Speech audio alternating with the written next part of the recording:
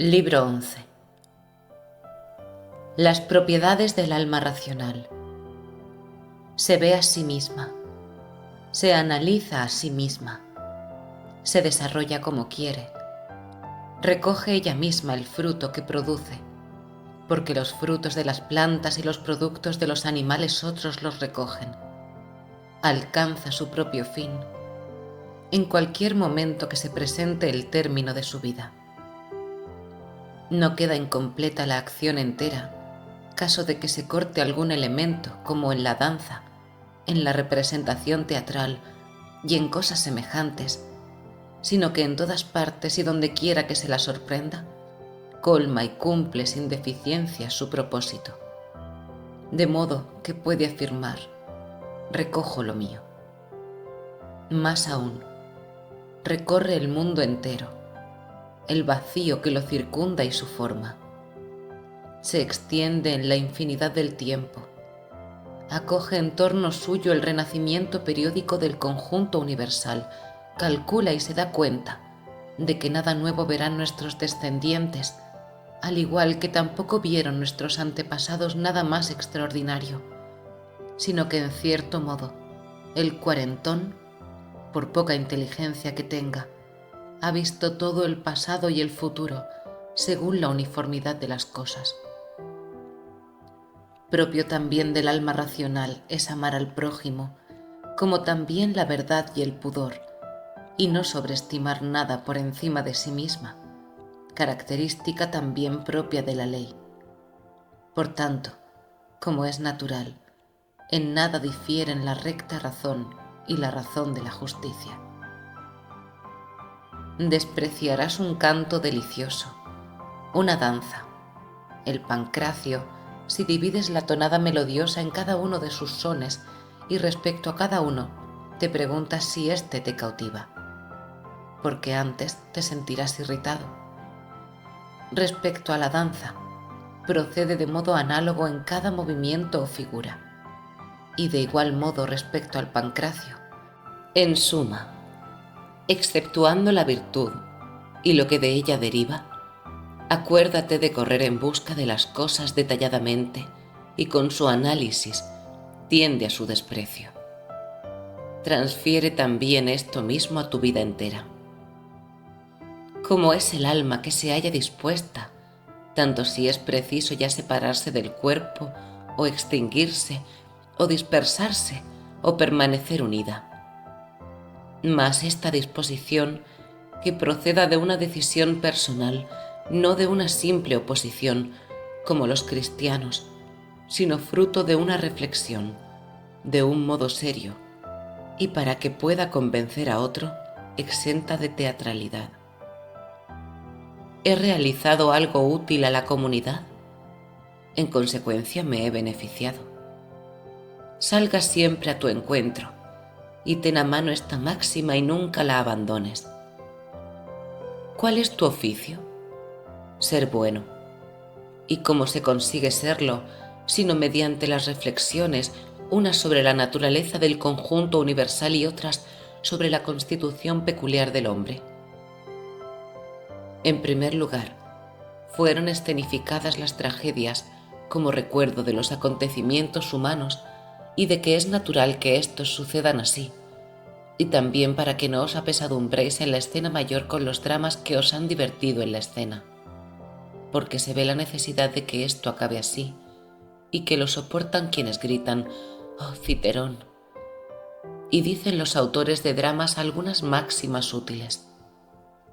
Por ejemplo, sobre todo aquella de: «Si mis hijos y yo hemos sido abandonados por los dioses, también eso tiene su justificación». Y esta otra: «No irritarse con los hechos». Y «Cosechad la vida como una espiga granada», y otras tantas máximas semejantes. Y después de la tragedia se representó la comedia antigua, que contiene una libertad de expresión aleccionadora y nos sugiere, por su propia franqueza no sin utilidad, evitar la arrogancia.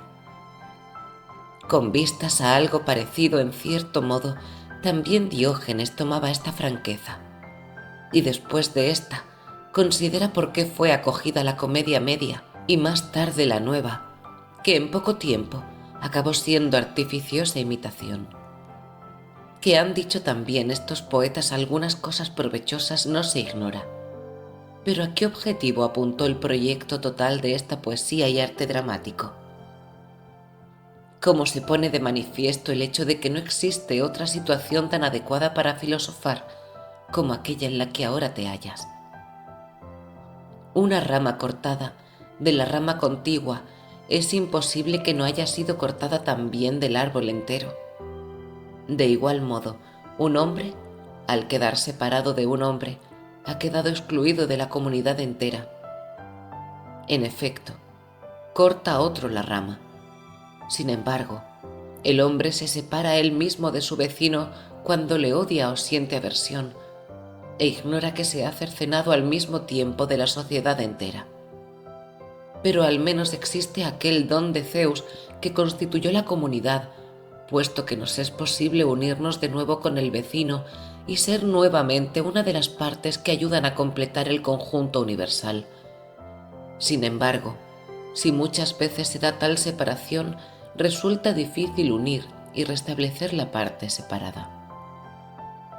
En suma, no es igual la rama que desde el principio ha germinado y ha seguido respirando con el árbol, que la nuevamente injertada después de haber sido cortada, digan lo que digan los arboricultores.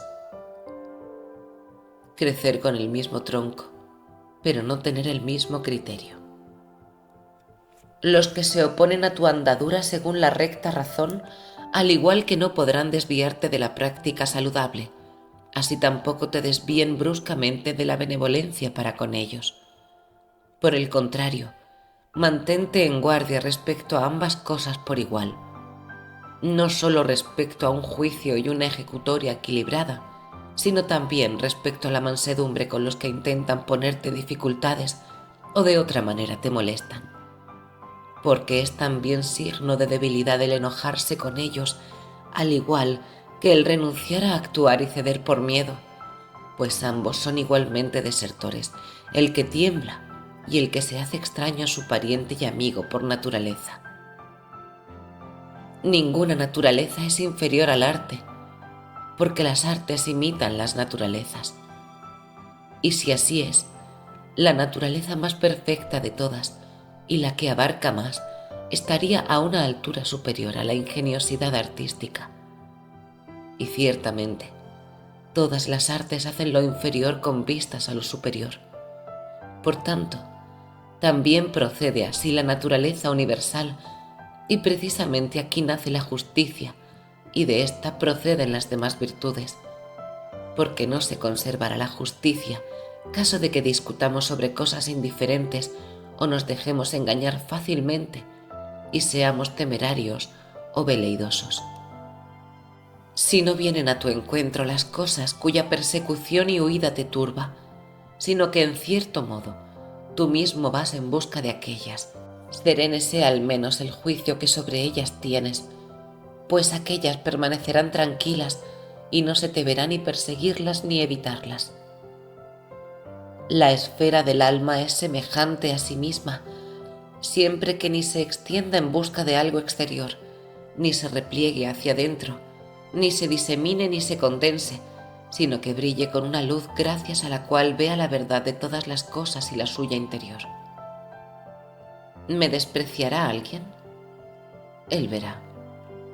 Yo, por mi parte, estaré a la expectativa para no ser sorprendido haciendo o diciendo algo merecedor de desprecio. ¿Me odiará? Él verá. Pero yo seré benévolo y afable con todo el mundo, e incluso con ese mismo estaré dispuesto a demostrarle lo que menosprecia, sin insolencia, sin tampoco hacer alarde de mi tolerancia, sino sincera y amigablemente como el ilustre Foción, si es que él no lo hacía por alarde, pues tales sentimientos deben ser profundos y los dioses deben ver a un hombre que no se indigna por nada y que nada lleva a mal. Porque ¿qué mal te sobrevendrá si haces ahora lo que es propio de tu naturaleza y aceptas lo que es oportuno ahora a la naturaleza del conjunto universal tú, un hombre que aspiras a conseguir por el medio que sea lo que conviene a la comunidad. Despreciándose mutuamente, se lisonjean unos a otros y queriendo alcanzar la supremacía mutuamente, se ceden el paso unos a otros. Cuán grosero y falso es el que dice: he preferido comportarme honradamente contigo. ¿Qué haces, hombre? No debe decirse de antemano eso, ya se pondrá en evidencia. En tu rostro debe quedar grabado. Al punto tu voz emite tal sonido, al instante se refleja en tus ojos, al igual que en la mirada de sus amantes de inmediato todo lo descubre el enamorado. En suma, así debe ser el hombre sencillo y bueno, como el hombre que huele a macho cabrío, a fin de que el que no lo encuentra, a la vez que se acerca, lo perciba, tanto si quiere como si no quiere. Pero la afectación de la simplicidad es un arma de doble filo. Nada es más abominable que la amistad del lobo. Por encima de todo evita eso. El hombre bueno, sencillo y benévolo tiene estas cualidades en los ojos y no se le ocultan. Vivir de la manera más hermosa. Esa facultad radica en el alma, caso de que sea indiferente a las cosas indiferentes, y permanecerá indiferente siempre que observe cada una de ellas por separado. Y en conjunto, teniendo presente que ninguna nos imprime una opinión acerca de ella, ni tampoco nos sale al encuentro, sino que estas cosas permanecen quietas y nosotros somos quienes producimos los juicios sobre ellas mismas, y por así decirlo, las grabamos en nosotros mismos, siéndonos posible no grabarlas, y también si lo hicimos inadvertidamente, siéndonos posible borrarlas de inmediato. Porque será poco duradera semejante atención, y a partir de ese momento habrá terminado la vida. Mas, ¿qué tiene de malo que esas cosas sean así? Si pues es acorde con la naturaleza, alégrate con ello y sea fácil para ti. Y si es contrario a la naturaleza, indaga qué te corresponde de acuerdo con tu naturaleza y afánate en buscarlo, aunque carezca de fama, pues toda persona que busca su bien particular tiene disculpa. ¿De dónde ha venido cada cosa y de qué elementos está formada y en qué se transforma y cómo será una vez transformada y cómo ningún mal sufrirá? Y en primer lugar, ¿qué relación me vincula a ellos, que hemos nacido los unos para los otros, y yo personalmente he nacido por otra razón para ponerme al frente de ellos, como el camero está al frente del rebaño y el toro al frente de la vacada? Y remóntate más arriba partiendo de esta consideración. Si no son los átomos, es la naturaleza la que gobierna el conjunto universal. Si es así, los seres inferiores por causa de los superiores y estos los unos para los otros. Y en segundo lugar, cómo se comportan en la mesa, en la cama y en lo demás. Y sobre todo, qué necesidades tienen procedentes de sus principios y eso mismo, con qué arrogancia lo cumplen. En tercer lugar, que si con rectitud hacen esto, no hay que molestarse, pero si no es así, evidentemente lo hacen contra su voluntad y por ignorancia, porque toda alma se priva contra su voluntad tanto de la verdad como también de comportarse en cada cosa según su valor. Por consiguiente, les pesa oírse llamados injustos, insensatos, ambiciosos y, en una palabra, capaces de faltar al prójimo. En cuarto lugar, que también tú cometes numerosos fallos y eres otro de su estilo. Y si bien es verdad que te abstienes de ciertas faltas, tienes sin embargo una disposición que te induce a cometerlas, aunque por cobardía, orgullo o algún defecto te abstengas de las mismas. En quinto lugar, que tampoco has comprendido enteramente si cometen fallos porque se producen muchos, incluso por defecto de administración. Y en suma, es preciso aprender de antemano muchas cosas para poderse manifestar cabalmente sobre una acción ajena. En sexto lugar, piensa que la vida del hombre es muy corta y dentro de poco todos estaremos enterrados.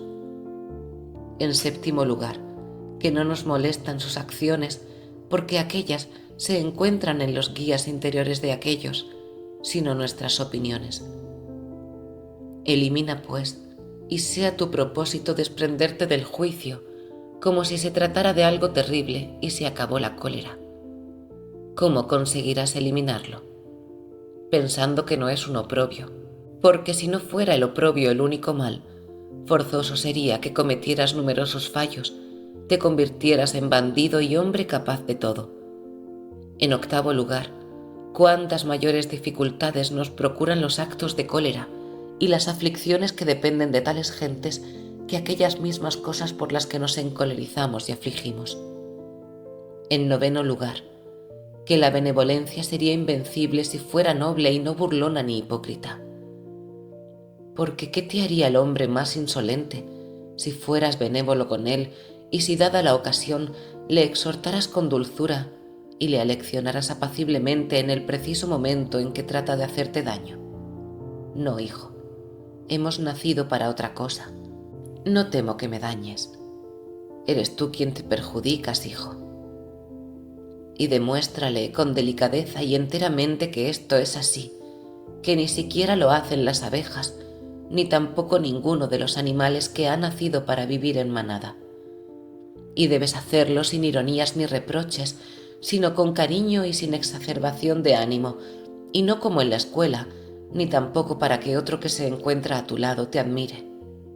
Antes bien, dirígete a él exclusivamente, incluso en el caso de que otros te rodeen. Acuérdate de estos 9 preceptos capitales como dones recibidos de las musas, y empieza algún día a ser hombre, en tanto vivas.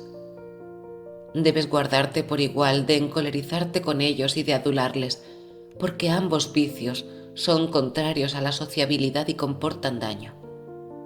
Recuerda en los momentos de cólera que no es viril irritarse, pero sí lo es la apacibilidad y la serenidad que al mismo tiempo que es más propia del hombre, es también más viril.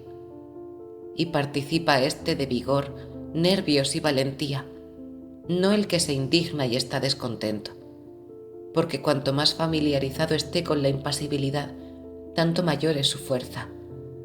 Y al igual que la aflicción es síntoma de debilidad, así también la ira, porque en ambos casos están heridos y ceden. Y si quieres, toma también un 10º bien del Musageta, que es propio de locos no admitir que los malvados cometan faltas, porque es una pretensión imposible. Sin embargo, convenir que se comporten así con otras personas y pretender que no falten contigo es algo absurdo y propio de tirano. Principalmente debemos guardarnos sin cesar de 4 desviaciones del guía interior, y cuando las descubras, debes apartarlas hablando con cada una de ellas en estos términos. Esta idea no es necesaria. Esta es disgregadora de la sociedad. Esta otra que vas a manifestar no surge de ti mismo. Porque manifestar lo que no proviene de ti mismo, considéralo entre las cosas más absurdas. Y la 4ª desviación, por la que te reprocharás a ti mismo, consiste en que la parte más divina que se halla en ti esté sometida e inclinada a la parte menos valiosa y mortal, la de tu cuerpo y sus rudos placeres. Tu hálito y todo lo ígneo, en tanto que forman parte de la mezcla, si bien por naturaleza tienden a elevarse, están sin embargo sumisos al orden del conjunto universal, reunidos aquí en la mezcla. Y todo lo terrestre y acuoso que se encuentra en ti, a pesar de que tiende hacia abajo, sin embargo, se levanta y mantiene en pie en su posición no natural.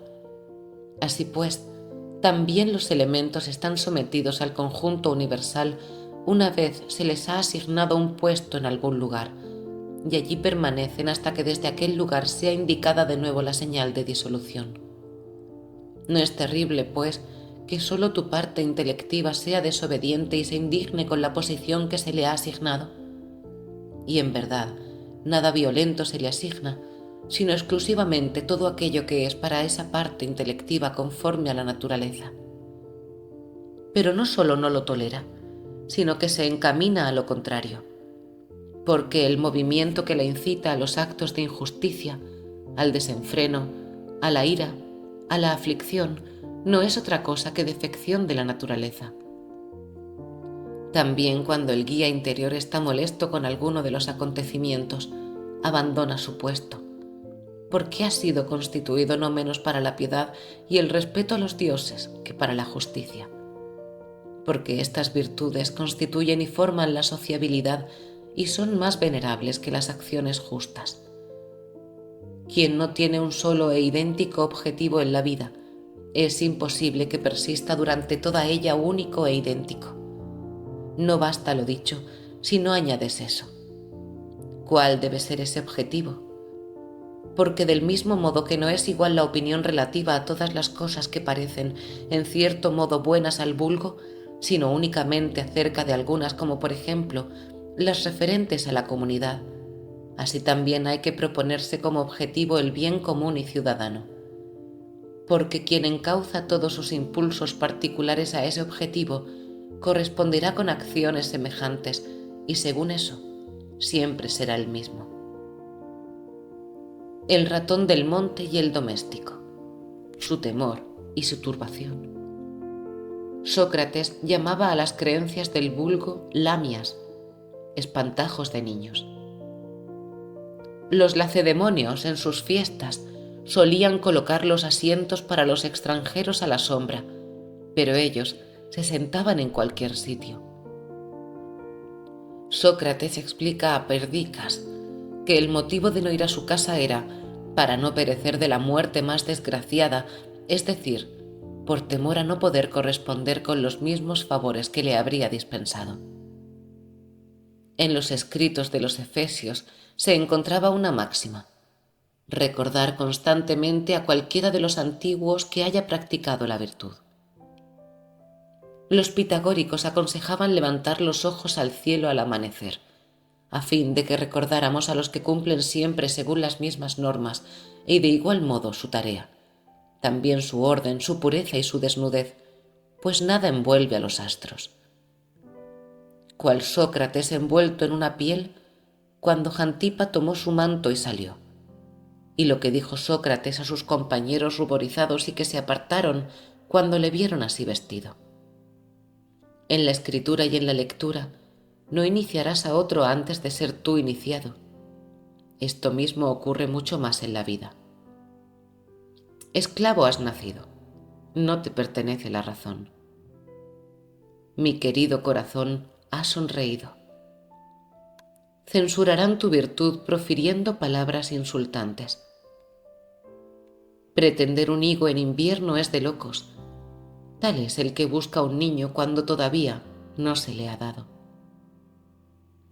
Al besar a tu hijo, decía Epicteto, debes decir: mañana tal vez muera. Eso es mal presagio.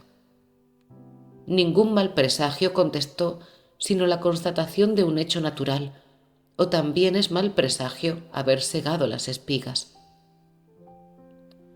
Uva verde, uva madura pasa, todo es cambio, no para el ser, sino para lo que ahora no es. No se llega a ser bandido por libre designio.